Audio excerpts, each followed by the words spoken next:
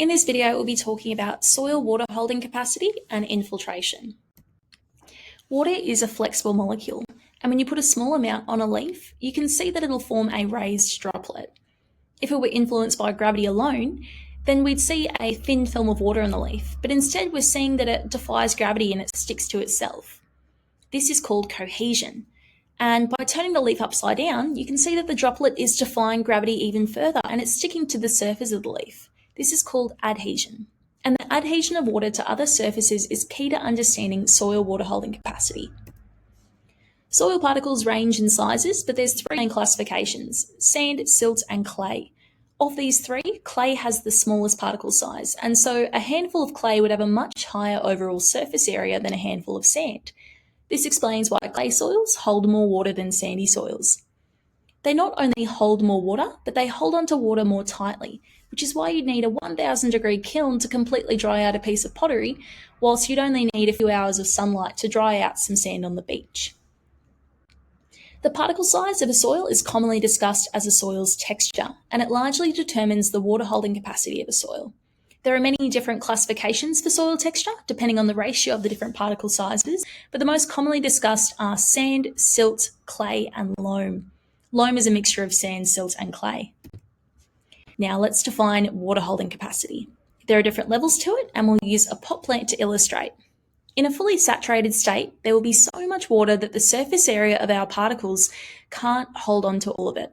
So if you pulled this pot plant out of its pool of water, it'll be draining water for some time until eventually it stops, and the point where water is no longer lost to gravity is called field capacity. Now, because plant roots have more power than gravity and they're actively seeking water, they can continue to happily drink up water from the soil past field capacity. This is our pore section, our plant available water section.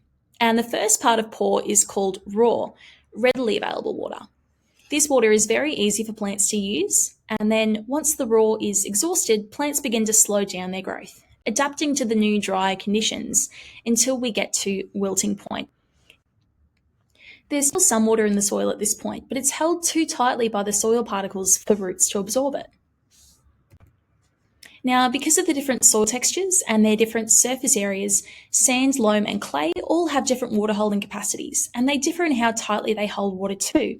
So with a sandy soil, you've got the highest proportion of free draining water because of those large particles and with the large gaps in between them, and not very much surface area, so you're going to get less pore and less unavailable water. Loam soil, it's pretty evenly spread. You've got a moderate amount of free draining water, a good proportion of pore, and a moderate amount of unavailable water. Then for clay soils, you've got the least amount of free draining water, and that's because those particles are so tightly packed together. You've got a moderate amount of pore and a high proportion of unavailable water because it's made of those very, very small particles which have a very high surface area. So they hold onto water very tightly. From these known ratios of plant available water and soil surface area, we're able to determine the water holding capacity of any soil. As long as you know the texture of your soil and how deep it is, you can calculate how many millimetres of rainfall your soil holds. Keep in mind that soil texture often changes at different depths, and you might find that there are 2 or 3 distinct layers. By digging a hole past the crop root zone, ideally about 80 centimetres, you can sample each soil layer, use your hands and follow a soil texture guide to establish what the texture is, and then note down the approximate depth of that soil layer. Then you can use that information in this table to calculate the water holding capacity, and there are plenty of free hand texturing guides online. Another important part of water holding capacity is soil structure.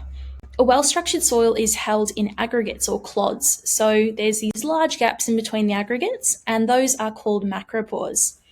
If you break open an aggregate, there's very small gaps in between the soil particles, and these gaps are called micropores. These aggregates are held together by a lot of things, but mostly by organic matter and organic exudates. A well-structured soil has strong aggregation, strong aggregates with stable macropores in between them, the cracks in between the clods that allow for fast water movement and fast infiltration.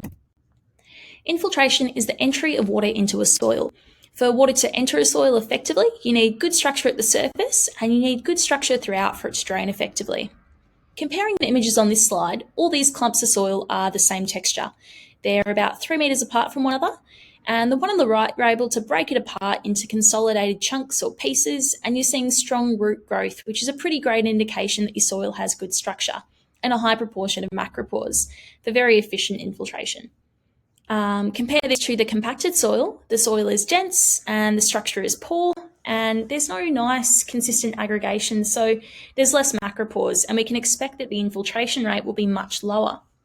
As you can see from the tire marks in the background, this soil was degraded by compaction.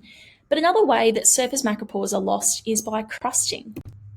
When soil aggregates break down, maybe from compaction by machinery or even from heavy water droplets, and especially if they're dry, the aggregates will collapse into their individual particles, or into dust really, and then resettle on the surface.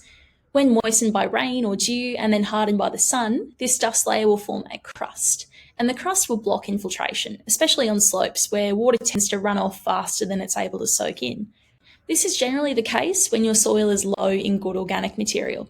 Organic material that is fully broken down, often called humus, acts like a glue within an aggregate, and it keeps the particles in the soil aggregates together in that nice polyhedral shape that allows for good infiltration.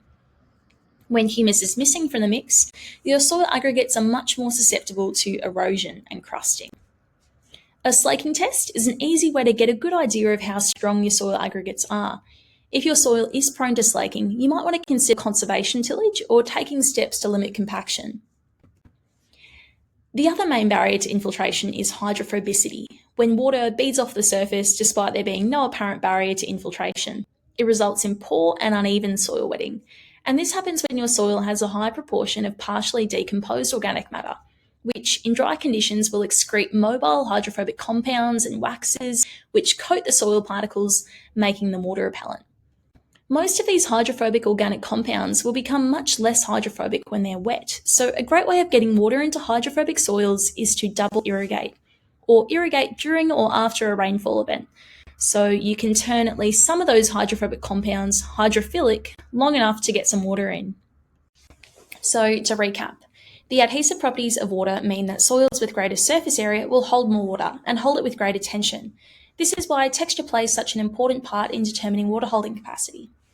Good soil structure is almost always accompanied by humified organic matter, which promotes aggregate stability and improves infiltration and helps prevent compaction and crusting.